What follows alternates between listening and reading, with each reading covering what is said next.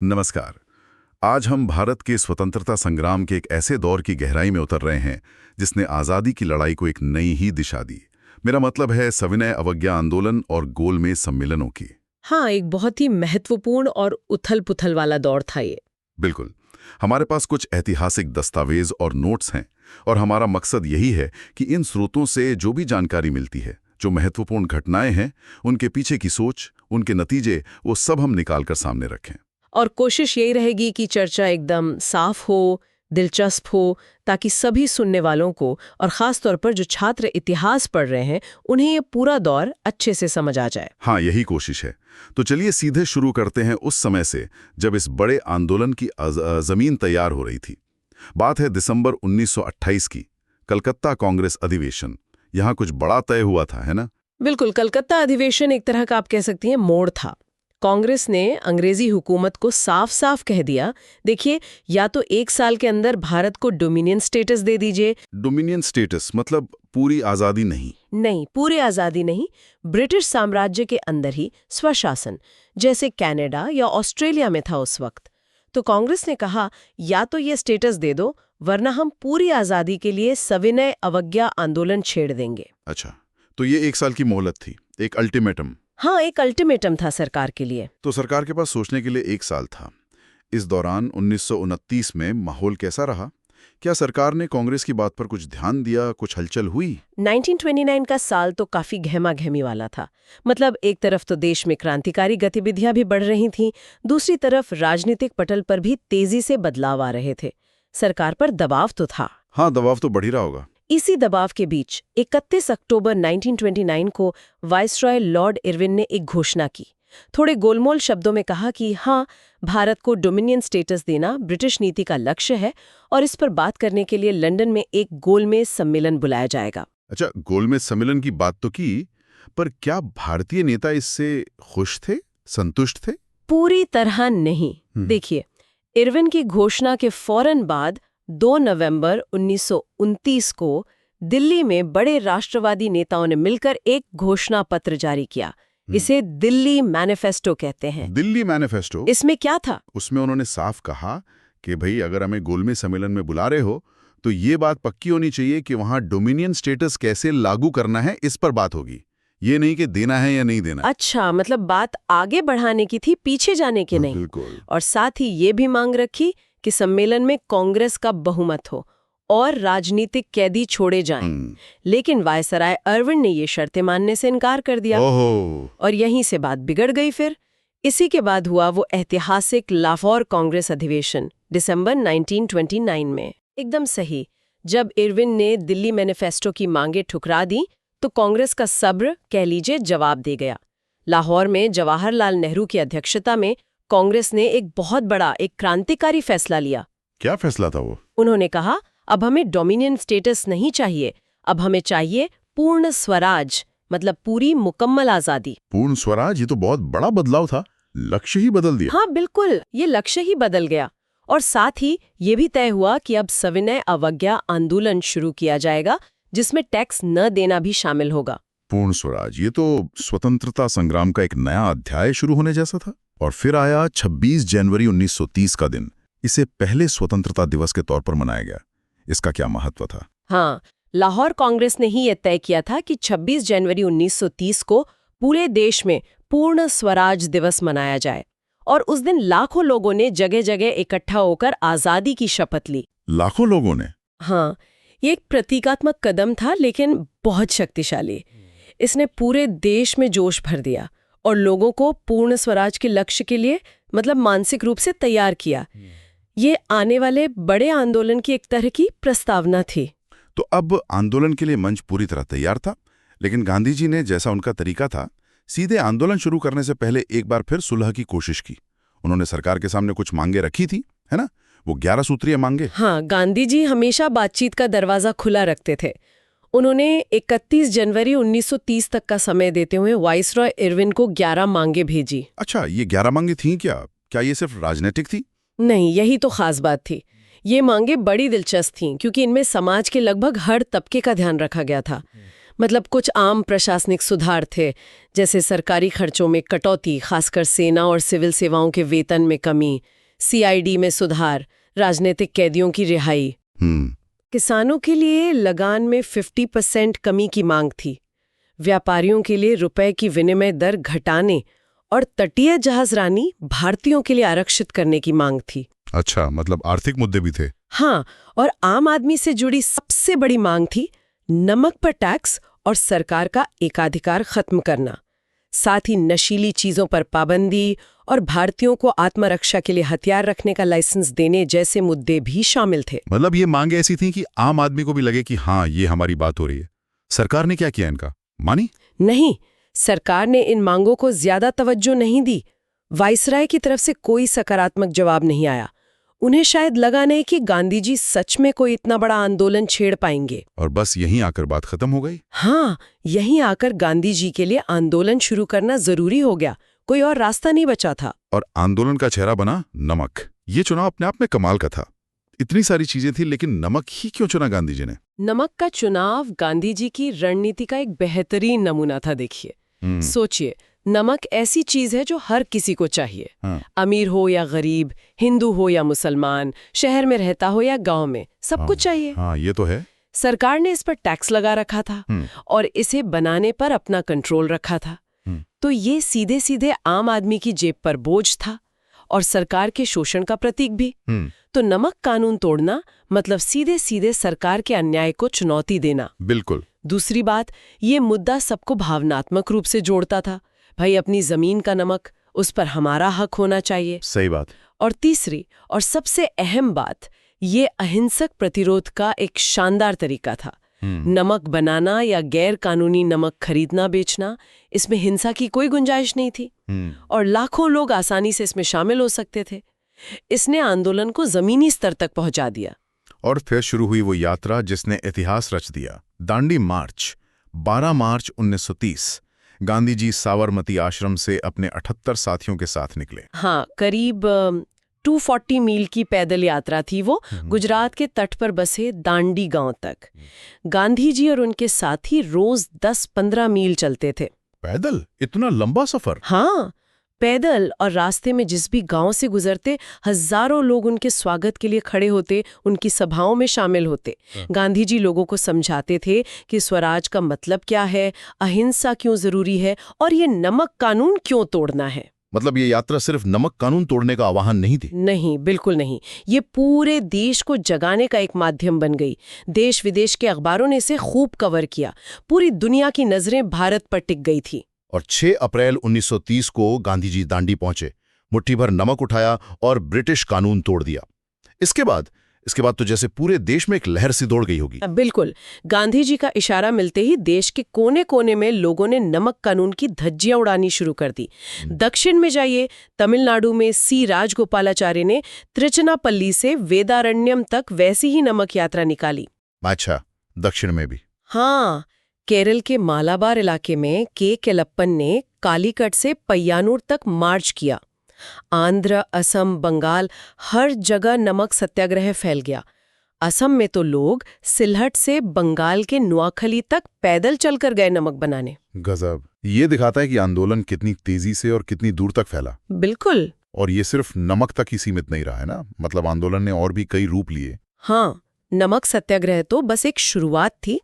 जल्दी ही आंदोलन बहुत फैल गया और इसमें विरोध के कई और तरीके शामिल हो गए, जैसे उत्तर पश्चिम सीमा प्रांत NFP, जो आज के पाकिस्तान का हिस्सा है, वहां खान अब्दुल गफ्फार खान, सीमांत गांधी। हाँ, सीमांत गांधी, उनके नेतृत्व में खुदाई खिदमतगारों ने, जिन्हें लाल कुर्ती दल भी कहते हैं, गजब का अहिंसक आंदोलन चलाया। महाराष्ट्र के शोलापुर में कपड़ा मिल मजदूरों ने हड़ताल कर दी और कुछ दिनों के लिए तो शहर का प्रशासन ही अपने हाथ में ले लिया था। अरे वाह। बिहार में लोगों ने चौकीदारी टैक्स देने से मना कर दिया। बंगाल में भी चौकीदारी और यूनियन बोर्ड टैक्स के खिलाफ अभियान चले।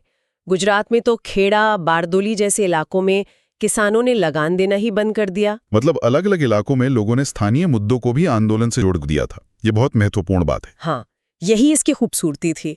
मध्य प्रांत, महाराष्ट्र और कर्नाटक में लोगों ने जंगल जाकर सरकारी वन कानूनों को तोड़ा। खासकर आदिवासी समुदाय इसमें बहुत सक्रिय थे। वन कानून। हाँ, सरकार ने जंगलों पर कई तरह की पाबंदियां लगा रखी थीं। असम में छात्रों ने सरकारी स्कूलों कॉलेजों का बहिष्कार किया क्योंकि सरकार ने एक कनिंघम सर्कुलर निकाला था जिसमें छात्रों और उनके माँ बाप से अच्छे चाल चलन का बॉन्ड भरवाया जा रहा था। अच्छा, ये भी था। और संयुक्त प्रांत यानी आज का उत्तर प्रदेश, वहां लगान न देने का अभियान जोरों पर था। ये सब दिखाता है कि आंदोलन कितना व्यापक था और समाज के अलग अलग तबके अपनी अपनी शिकायतों के साथ इससे जुड़ रहे थे। लेकिन धरासना नमक सत्याग्रह का जिक्र तो करना ही होगा। गांधी जी तो तब तक गिरफ्तार हो चुके थे, पर सत्याग्रहियों ने जिस शांति और हिम्मत से पुलिस की लाठियां झेली, वो तो मतलब अविश्वसनीय लगता है पढ़कर। यकीनन, वो मई 1930 की बात है। गांधी जी की गिरफ्तारी के बाद पहले अब्बास तैयब जी और फिर सरोजनी नायडू ने धरासना के सरकारी नमक कारखाने पर शांतिपूर्ण मार्च का नेतृत्व किया। सरोजनी नायडू ने मार्च से पहले सत्याग्रहियों से कहा था, गांधी जी का शरीर जेल में है पर उनकी आत्मा आपके साथ है। आपको मार खानी होगी पर हाथ नहीं उठाना है। रोंगटे खड़े करने वाली बात है ये तो। और वहां एक अमेरिकी पत्रकार थे, वेब मिलर। उन्होंने जो आंखों देखा हाल लिखा, उसने पूरी दुनिया को हिला दिया था। उन्होंने बताया कि कैसे सत्याग्रही सिर ऊंचा किए शांति से आगे बढ़ते थे और पुलिस उन पर लोहे की मूठ वाली लाठियों से बेरहमी से वार करती थी। लोग लहूलुहान होकर गिरते थे, लेकिन कोई पलटकर वार नहीं करता था, कोई हाथ नहीं उठाता था। उफ। इस घटना ने ब्रिटिश राज के क्रूर चेहरे को दुनिया के सामने बेनकाब कर दिया था। इस अहिंसा की ताकत और उस क्रूरता का सामना, वाकई। अच्छा, इस पूरे आंदोलन का असर कितना गहरा था? आम लोगों की भागीदारी कैसी रही इस बार? सविनय अवज्ञा आंदोलन में लोगों की भागीदारी अभूतपूर्व थी। असहयोग आंदोलन से भी ज्यादा महिलाओं ने तो कमाल ही कर दिया। महिलाओं ने कैसे? वो घर की देहरी लांग कर सड़कों पर उतरी, धरनों में बैठी, शराब और विदेशी कपड़ों की दुकानों पर पिकेटिंग की और हजारों की संख्या में जेल गईं। ये एक बहुत बड़ा सामाजिक बदलाव भी था। छात्र और युवा तो आंदोलन की जान थे ही। और बाकी समुदाय? मुस्लिम समुदाय की भागीदारी हालांकि असहयोग आंदोलन जितनी व्यापक नहीं थी, फिर भी NWFP जैसे इलाकों में जबरदस्त थी। व्यापारी और छोटे दुकानदार भी शुरुआती हिचकिचाहट के बाद बहिष्कार आंदोलन में कूदे। आदिवासियों ने वन सत्याग्रहों में बढ़ चढ़कर हिस्सा लिया। मजदूरों और किसानों ने भी लगानबंदी और टैक्सबंदी अभियानों में अपनी ताकत दिखाई। सच में ये एक जन आंदोलन बन गया था। जाहिर है सरकार ये सब चुपचाप तो नहीं देख रही होगी। उनकी प्रतिक्रिया क्या थी? दमन तो हुआ होगा। शुरू में सरकार थोड़ी कंफ्यूज थी कि गांधी जी को गिरफ्तार करें या ना करें, करें तो कब करें। लेकिन जैसे जैसे आंदोलन फैला और खासकर धरासना जैसी घटनाओं से सरकार की किरकिरी हुई, उन्होंने दमन का रास्ता ही अपनाया। कांग्रेस को गैर कानूनी घोषित कर दिया, बड़े नेताओं को जेल में डाल दिया, प्रेस की आजादी छीन ली। अच्छा। हाँ, शांतिपूर्ण प्रदर्शनों पर भी लाठीचार्ज और गोलियां आम हो गईं। अंदाजा है कि करीब 90,000 लोगों को आंदोलन के दौरान गिरफ्तार किया गया। 90,000?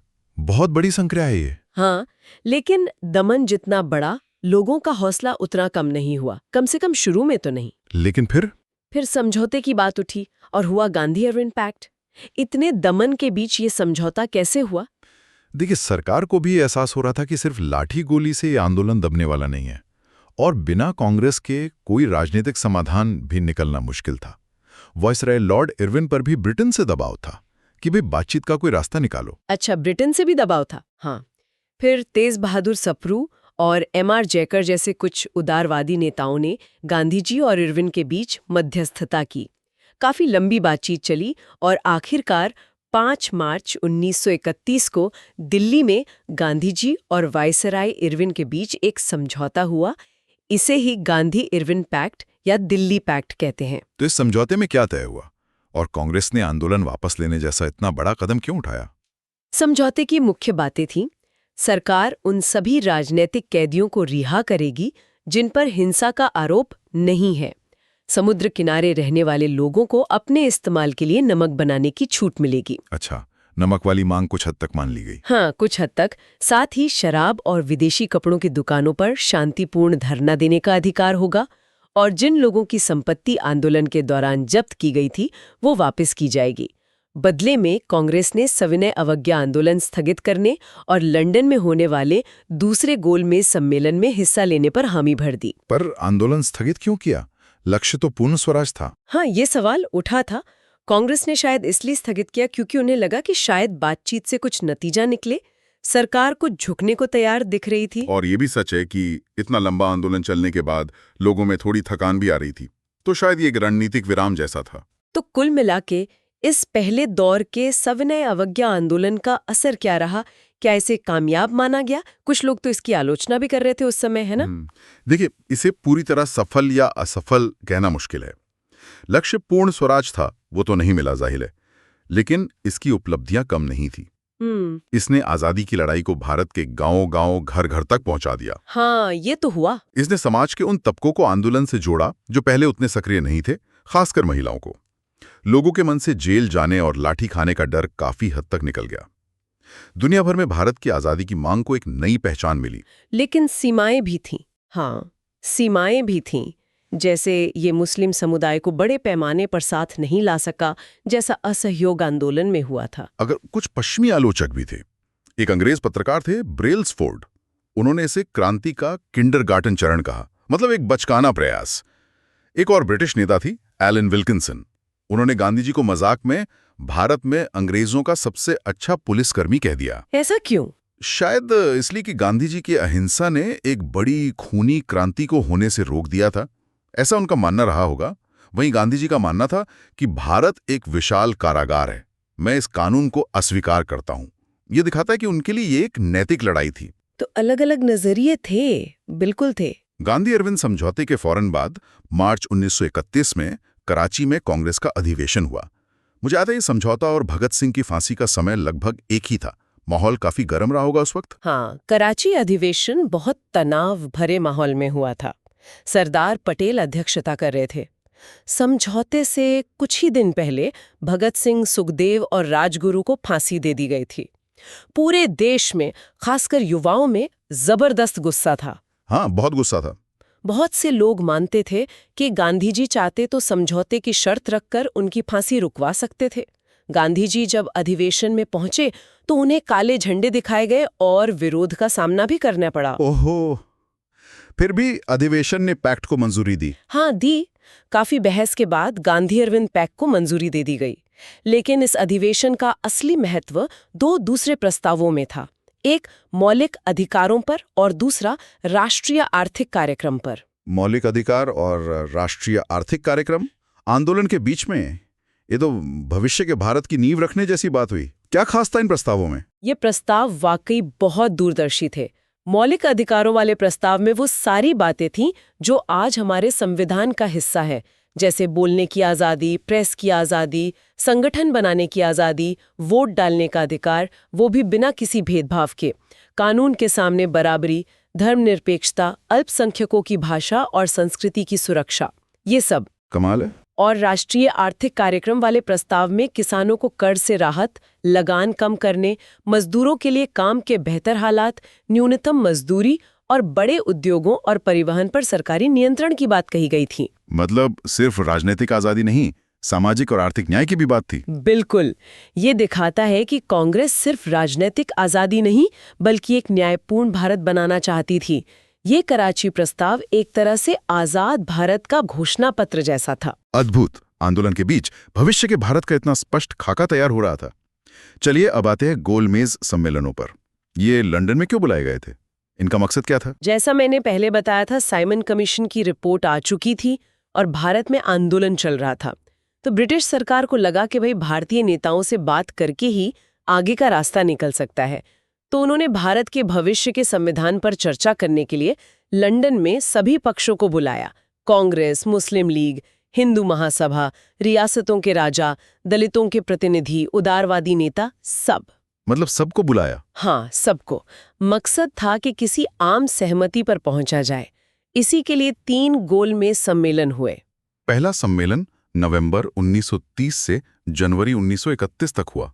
इसमें तो कांग्रेस थी ही नहीं, क्योंकि आंदोलन चल रहा था। हाँ, कांग्रेस ने इसका बहिष्कार किया था और जाहिर है बिना कांग्रेस के, जो उस समय भारत की सबसे बड़ी राजनीतिक ताकत थी, कोई भी बातचीत अधूरी ही रहनी थी।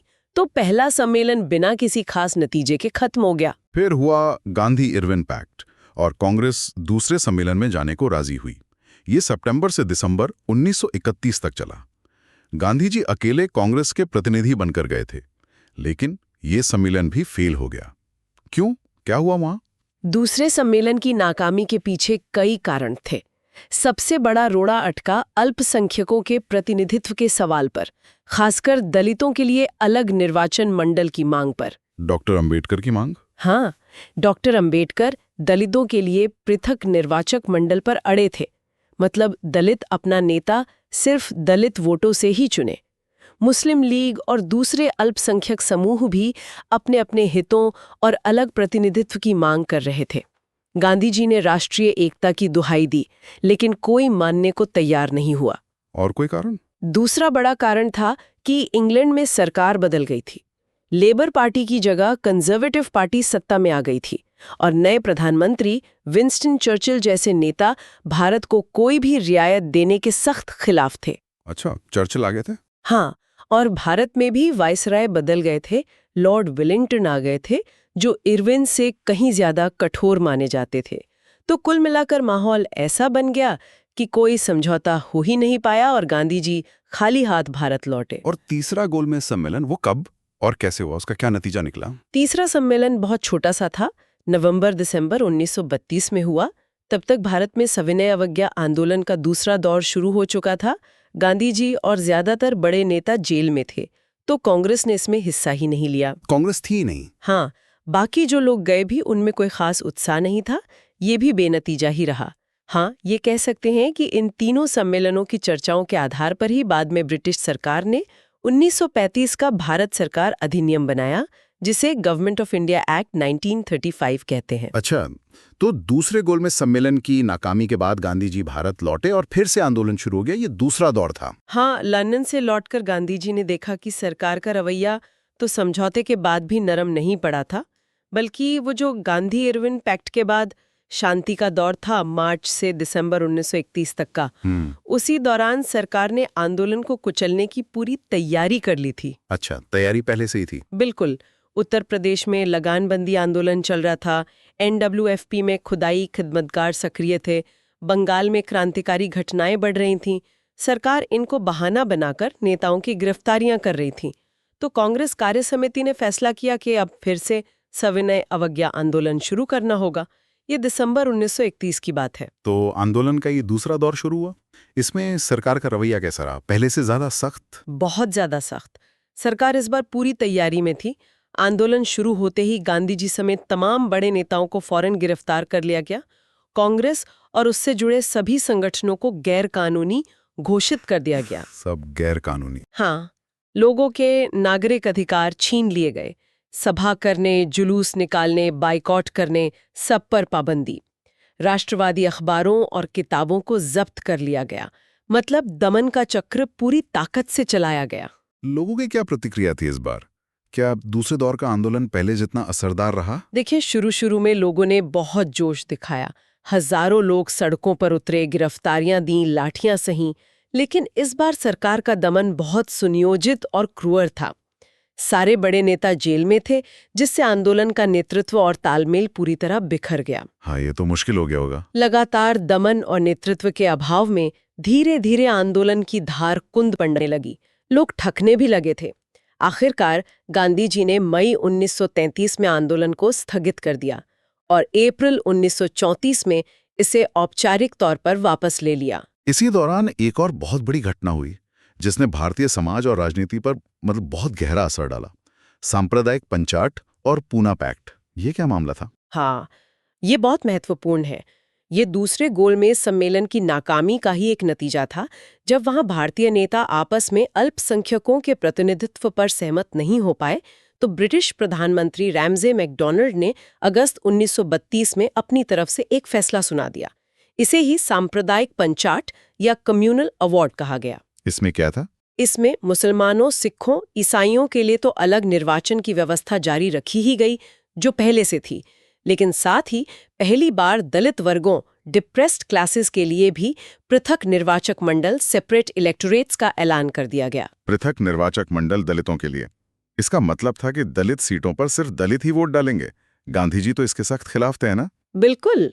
गांधी जी और कांग्रेस का मानना था कि ये दलितों को बाकी हिंदू समाज से हमेशा के लिए काट देगा। ये देश की एकता के लिए बहुत खतरनाक होगा।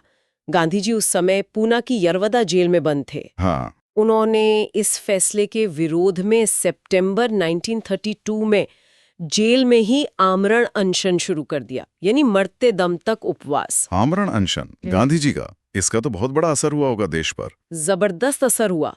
पूरे देश में चिंता की लहर दौड़ गई। हर कोई चाहता था कि गांधी जी का जीवन बचाया जाए। अब सारा दबाव दलित नेता डॉक्टर B.R. अंबेडकर पर आ गया, जो दलितों के लिए पृथक निर्वाचन के सबसे बड़े पैरोकार थे। हाँ, दबाव तो उन पर आया होगा। मदन मोहन मालवीय, C. राजगोपालाचारी, राजेंद्र प्रसाद जैसे नेताओं ने बीच बचाव की कोशिशें की। लंबी बातचीत हुई और आखिरकार पूना में, जो जेल में थे, और अंबेडकर के बीच एक समझौता हुआ। इसे ही पूना पैक्ट सितंबर 1932 कहते हैं। अच्छा, तो पूना पैक्ट में क्या तय हुआ? पृथक निर्वाचन का क्या हुआ फिर? पूना पैक्ट के तहत डॉक्टर अंबेडकर दलित वर्गों के लिए पृथक निर्वाचक मंडल की मांग छोड़ने पर राजी हो गए। छोड़ दी मांग? हाँ, लेकिन इसके बदले में प्रांतीय विधानसभाओं में दलितों के लिए आरक्षित सीटों की संख्या लगभग दोगुनी कर दी गई। कम्युनल अवार्ड में 71 सीटें थीं, जिन्हें बढ़ाकर 147 कर दिया गया। अच्छा, सीटें बढ़ गई काफी। हाँ, और केंद्रीय विधानमंडल में भी उनके लिए 18% सीटें आरक्षित की गईं। और अहम बात ये थी कि ये सीटें संयुक्त निर्वाचक मंडल, जॉइंट इलेक्टोरेट के तहत आरक्षित थीं। संयुक्त निर्वाचक मंडल, इसका क्या मतलब हुआ? इसका मतलब था कि आरक्षित सीट पर उम्मीदवार तो दलित ही होगा, लेकिन वोट उस क्षेत्र के सभी हिंदू मतदाता डालेंगे, दलित और सवर्ण दोनों। पृथक निर्वाचन में सिर्फ दलित ही वोट डालते। समझ गया। तो एक तरह से बीच का रास्ता निकाला गया। इस समझौते का आगे चलकर क्या असर हुआ? क्या ये सफल रहा? देखिए, पूना पैक्ट ने फौरी तौर पर एक बड़े संकट को तो टाल दिया। गांधी जी ने अनशन तोड़ दिया और हिंदू समाज के विभाजन का जो एक तात्कालिक खतरा था, वो कुछ हद तक कम हुआ। दलितों को विधायिका में पहले से कहीं ज्यादा प्रतिनिधित्व मिल गया, सीटों के लिहाज से। लेकिन इस पर बहस तो आज तक होती है। हाँ, बहस आज तक जारी है। कुछ लोग मानते हैं कि संयुक्त निर्वाचन के कारण आरक्षित सीटों पर अक्सर ऐसे दलित उम्मीदवार जीतने लगे जो सवर्ण हिंदुओं को भी स्वीकार्य हों, जिससे शायद दलितों के असल और जुझारू प्रतिनिधि पीछे रह गए। वहीं कुछ का मानना है कि इसने दलितों को राष्ट्रीय मुख्यधारा में बनाए रखा और अलगाव को रोका। राष्ट्रीय आंदोलन के नजरिए से देखें तो ये समझौता शायद उस वक्त एकता बनाए रखने के लिए जरूरी माना गया था। पूना पैक्ट के बाद गांधी जी ने अपना ध्यान हरिजन कल्याण पर लगाया, है ना? राजनीति से कुछ हटकर। हाँ, जेल से छूटने के बाद गांधी जी ने कुछ समय के लिए सक्रिय राजनीति से एक तरह से दूरी बना ली और अपना पूरा समय अस्पृश्यता यानी छुआछूत मिटाने और हरिजन, जैसा कि वो दलितों को कहते थे, सेवा के काम में लगा दिया। उन्होंने हरिजन सेवक संघ बनाया, हरिजन नाम से अखबार निकाला और देश भर में घूम घूम कर छुआछूत के खिलाफ प्रचार किया। उनके क्या विचार थे छुआछूत और जाति व्यवस्था पर? वो मानते थे कि छुआछूत हिंदू धर्म पर एक कलंक है और स्वराज से पहले इसका खात्मा जरूरी है। हालांकि वो वर्ण व्यवस्था को पूरी तरह खत्म करने के पक्ष में शायद नहीं थे। वो इसके एक आदर्श रूप की बात करते थे जिसमें ऊंच नीच न हो, सब अपने अपने काम करें। और यहीं पर उनका डॉक्टर अंबेडकर से एक बुनियादी मतभेद था।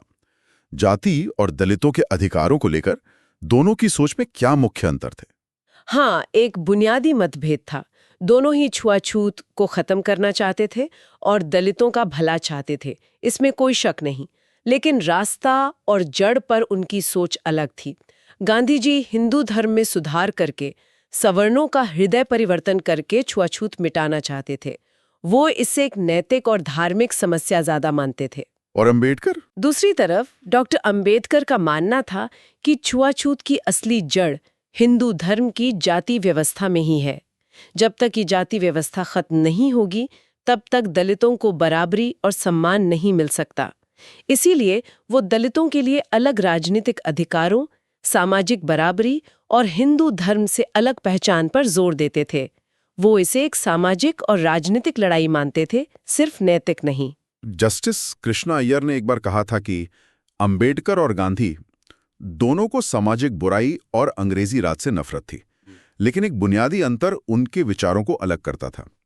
ये शायद इसी रणनीति और नजरिए के फर्क की तरफ इशारत है ना? हाँ, जस्टिस अय्यर शायद यही कह रहे थे कि मंजिल यानी सामाजिक न्याय और आज़ादी शायद एक ही थी, लेकिन रास्ते और प्राथमिकताएं अलग थीं। गांधी जी की पहली प्राथमिकता अंग्रेजी राज खत्म करना थी और सामाजिक सुधार उसका एक अहम हिस्सा था। अंबेडकर की पहली प्राथमिकता दलितों को हजारों साल के शोषण और अन्याय से मुक्ति दिलाना था, जिसके लिए उन्हें राजनीतिक ताकत और सामाजिक बराबरी सबसे जरूरी लगती थी, चाहे वो आज़ादी से पहले मिले या बाद में। ये एक बहुत ही जटिल और संवेदनशील मुद्दा है। बिल्कुल, ये अंतर नजरिए का था और शायद उस पीड़ा का भी जो अंबेडकर ने खुद झेली थी और जिसे वो पूरे दलित समाज की नियति के तौर पर देखते थे। तो आज हमने 1928 के कलकत्ता अधिवेशन से लेकर 1934 में आंदोलन वापसी तक का एक लंबा और वाकई बहुत महत्वपूर्ण सफर तय किया। हमने देखा कि कैसे पूर्ण स्वराज का लक्ष्य तय हुआ, कैसे नमक सत्याग्रह एक जबरदस्त जन आंदोलन बना, कैसे गांधी इरविन पैक्ट हुआ और फिर टूटा, गोलमेज सम्मेलनों में क्या हुआ, और कैसे सांप्रदायिक पंचाट और पूना पैक्ट ने दलित प्रतिनिधित्व के सवाल को राष्ट्रीय पटल के केंद्र में ला दिया। बिल्कुल, और ये दौर सिर्फ घटनाओं का एक सिलसिला नहीं था, ये विचारों के टकराव का, नई रणनीतियों के बनने का और सही मायनों में भविष्य के भारत की रूपरेखा तय होने का दौर था। मौलिक अधिकारों की बात हो, राष्ट्रीय आर्थिक नीति का सवाल हो या फिर समाज के सबसे दबे कुचले वर्ग के अधिकारों की लड़ाई, इन सब की जड़ें हमें इसी दौर में बहुत मजबूती से मिलती हैं। इसने स्वतंत्रता संग्राम को और ज्यादा व्यापक और गहरा बनाया, इसमें कोई शक नहीं। आज की इस पूरी चर्चा से एक सवाल मेरे मन में जरूर उठता है, जिस पर शायद हम सब सोच सकते हैं। भारत जैसा इतना विशाल और विविधताओं से भरा देश, जहां इतने सारे अलग अलग हित थे, अलग अलग विचार थे, इतने सारे समुदाय थे और ऊपर से अंग्रेजी हुकूमत का भारी दबाव भी था, इन सब के बावजूद ये राष्ट्रीय आंदोलन कैसे काफी हद तक अपनी एकता बनाए रख सका? कैसे उसने इन अलग अलग आवाज़ों को, भले ही हमेशा पूरी तरह से सफल ना रहा हो, पर सुनने और किसी तरह साथ लेकर चलने की लगातार कोशिश की? इस सवाल पर विचार करना शायद हमें उस दौर की चुनौतियों और भारतीय राष्ट्र के बनने की जो जटिल कहानी है, उसे और बेहतर समझने में मदद करेगा।